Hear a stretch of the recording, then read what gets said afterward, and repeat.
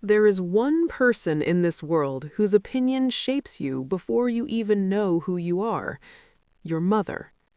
She is the first voice you hear, the first face you recognize, the first person who teaches you what love looks like. So what happens when that person decides to make you the villain of every story she tells? What happens when your own mother looks at the people who love you most and tells them you are a liar?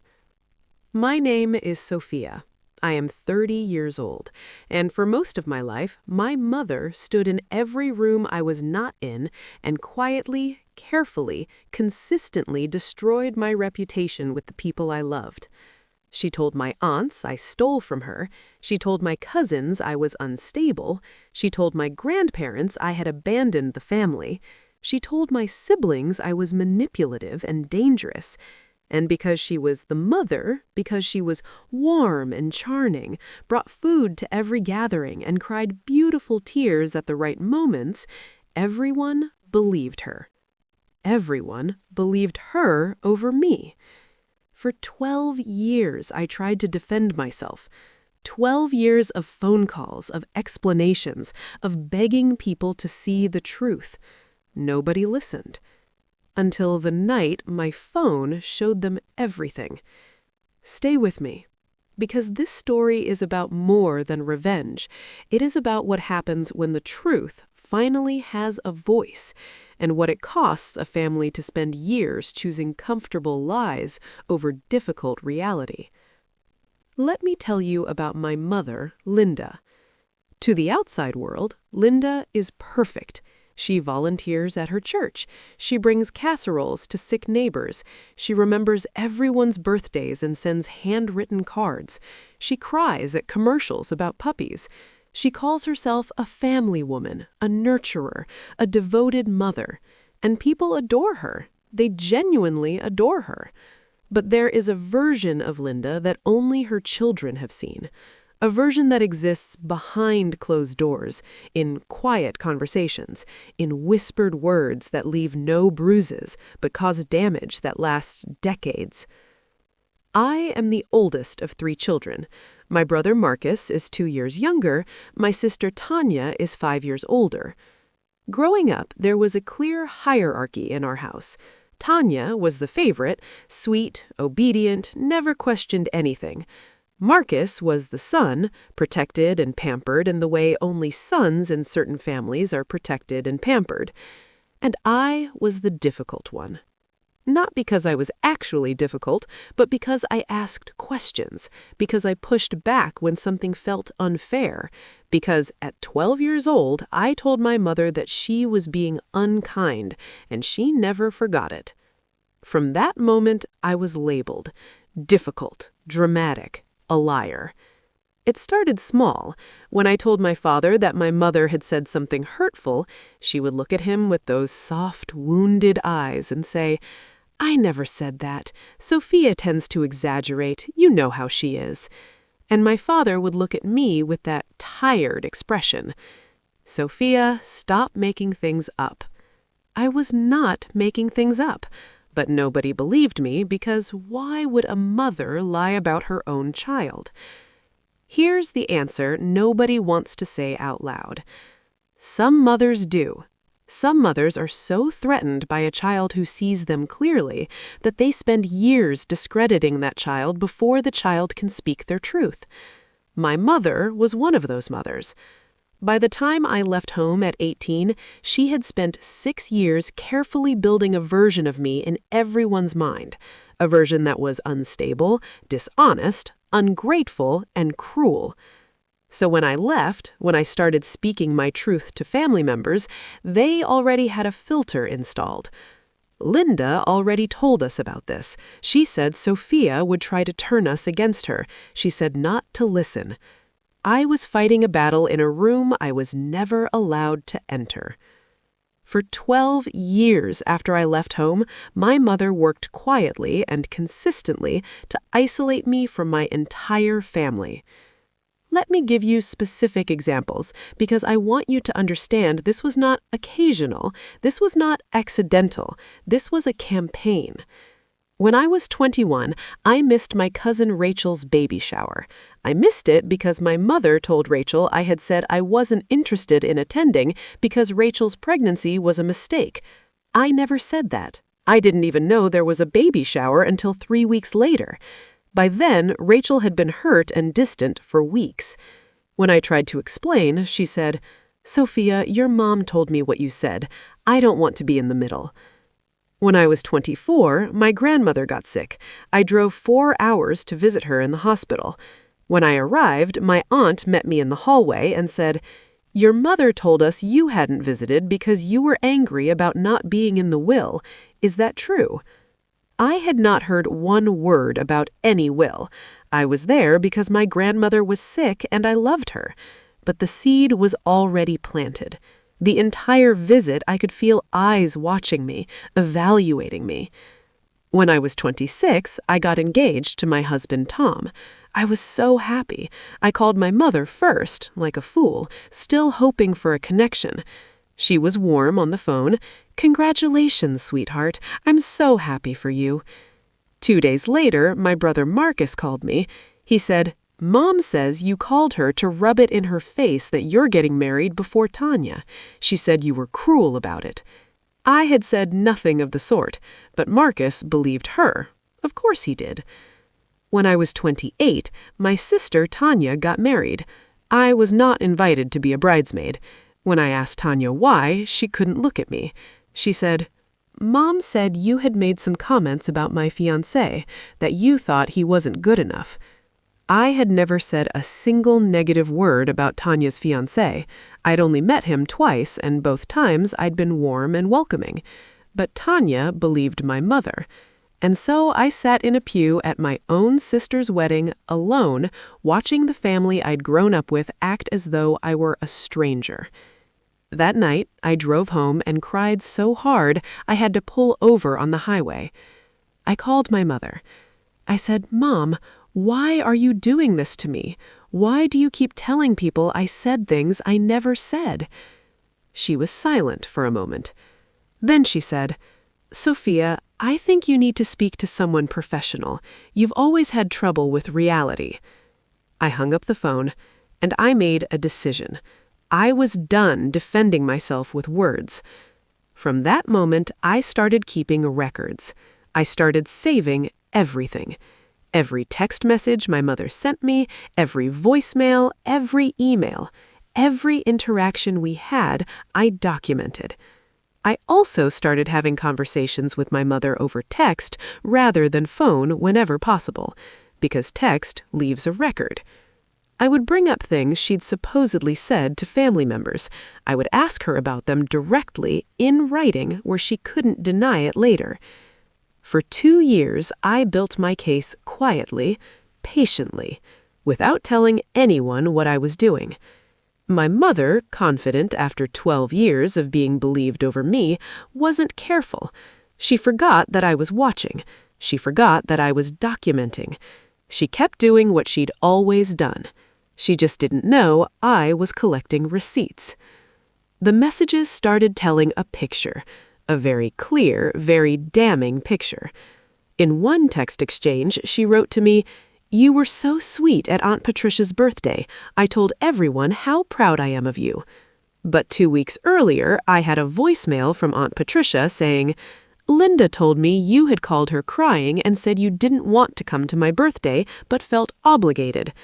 I had not called my mother crying. I had not said anything of the sort. But now I had my mother's text saying she'd been praising me and my aunt's voicemail proving she'd been doing the exact opposite. I kept going. I found a text where my mother said, "I've never spoken a bad word about you to Marcus. He formed his own opinions." But Marcus had sent me a message the previous year saying, "Mom showed me what you wrote about her. I can't believe you would say those things." I had written nothing. If she had never spoken a bad word, what had she shown Marcus? What had she fabricated? Piece by piece, the picture came together. It was meticulous. It was thorough. And then the perfect moment arrived. My grandmother's 80th birthday. The whole family gathered at my aunt's house, 30 people. Every aunt and uncle and cousin, my siblings, my parents. The first big family gathering in 4 years, where I had been included. I almost didn't go. Tom held my hand the night before and said, "You don't have to prove anything to them. We can stay home." I looked at him. I said, "I'm not going to prove anything to them. I'm going to show them." I arrived at the party with my phone fully charged and 2 years of documentation backed up to the cloud. For the first hour, everything was surface level. Polite conversation, birthday cake preparation, the careful choreography of a family that had too many unspoken things between them. My mother was in her element, floating around the room, touching arms, laughing loudly, being the warm, wonderful Linda that everyone adored. I watched her. Then it happened. My cousin Rachel pulled me aside in the kitchen. She looked uncomfortable. She said, "Sophia, your mom mentioned to me earlier that you've been saying negative things about my new job, that you think I made a mistake." I felt completely calm. I said, "Rachel, can you do something for me? Can you go ask my mom to come in here?" Rachel looked confused. She went and got my mother. My mother walked into the kitchen with that soft smile. She looked at me. She said, "Sophia, are you okay, sweetheart?" "Mom," I said, "I just want to clear something up. Did you tell Rachel that I made negative comments about her job?" Her eyes did the thing they always did, that gentle, wounded look. "Oh, Sophia, I don't know why you always misinterpret things. I was only trying to—" I held up my phone, not aggressively, just calmly, deliberately. I said, "I have 2 years of messages, voicemails, and documented conversations, and I would like to share some of them to the family tonight." My mother's face changed. I walked out of the kitchen into the living room where everyone was gathered. I said, quietly but clearly, "Can I have everyone's attention for a moment? I need to share some things that I should have shared a long time ago." The room went quiet. Over the next 20 minutes, I showed them everything. I showed my Aunt Patricia the text where my mother claimed to be praising me, alongside the voicemail where she'd told Patricia I hadn't wanted to attend her birthday. I showed my brother, Marcus, the text where my mother said she'd never spoken badly about me, alongside the message he'd sent me saying she'd shown him things I'd supposedly written. I showed my cousin Rachel a text conversation where I'd asked my mother directly about what she'd said, and my mother had deflected and denied, alongside 3 other instances of my mother telling people I had never said or done. I showed my sister Tanya a series of messages where my mother had, in writing, contradicted things she'd told Tanya about me. Each piece landed in the room like a stone in still water. Silence, then ripples, then something breaks open. My Aunt Patricia sat down heavily in her chair. She said, "Linda, is this real?" My mother tried to speak. She said, "Sophia is taking things out of context. She's always been—" Rachel said quietly, "You told me she said I'd made a mistake with my job. She has a text where you told her you were proud of her the same week." My brother Marcus stood up from the couch. His face was unreadable. He said, "Mom, you showed me messages. Messages you said Sophia sent you. Did you write those yourself?" My mother started crying. Not the beautiful, elegant tears she usually produced on command. These were different tears. Panicked tears. Cornered tears. She said, "I was only trying to protect the family. Sophia has always caused conflict. I was managing it. I was keeping the peace." My grandmother, who had been sitting quietly in her birthday chair through all of this, spoke for the first time. She was 80 years old, and her voice was completely steady. She said, "Linda, You were not keeping the peace. You were keeping control. The room was absolutely silent. My grandmother looked at me. She said, "Come sit with me, Sophia." I crossed the room and sat beside her. She took my hand. She looked at my mother and said, "You owe your daughter a very long apology, and you owe this family an honest conversation, and it starts tonight." I want to be honest with you about what happened after. It was not a movie ending where everything was fixed in one conversation. Family dynamics that have been built on lies for 12 years do not collapse cleanly. They collapse messily, painfully, with a lot of confusion and grief and people not knowing what to do with what they now knew. My mother left the party early. She was crying, shaking, and my father was guiding her out with his hand on her back. She looked small in a way I had never seen her look before. Part of me felt the satisfaction of finally being believed. Part of me felt grief for the mother I wished she had been. Both things were true at the same time. In the days that followed, family members reached out one by one. My Aunt Patricia called me the next morning. She was quiet for a long moment before she spoke. Then she said, "Sophia, I believed her every single time. I never questioned it, and I'm ashamed of that. You deserved better from me." I cried on that phone call. After 12 years of fighting to be believed, being believed felt like finally being able to breathe. My brother Marcus took longer. He texted me 4 days after the party. Just 3 words. "I'm sorry, Sophia." I called him back. We talked for 2 hours. He told me about the messages my mother had shown him, things she had clearly fabricated, conversations that had never happened. He said, "I should have called you to verify. I never did. I just believed her because she was Mom." I told him I understood, and I did, because I'd spent 12 years wanting to believe she was the person she pretended to be, too. My sister Tanya took the longest. She had been closest to my mother. Her entire identity was wrapped up in being the good daughter, the one who stayed, the one who never caused problems. Realizing that her peace had been bought with my pain was something she had to sit with for a while. She called me 3 weeks later. Her voice was different, stripped of her usual warmth and performance, just quiet, raw.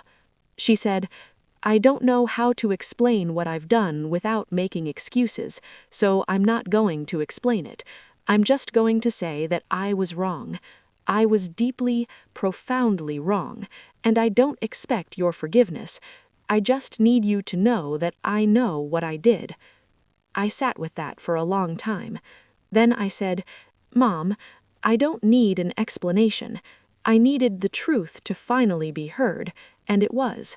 That's enough for now." It was not forgiveness. It was not reconciliation. It was a door left slightly open instead of slammed shut. We are not close. We may never be close in the way I once hoped we would be. But we are honest now.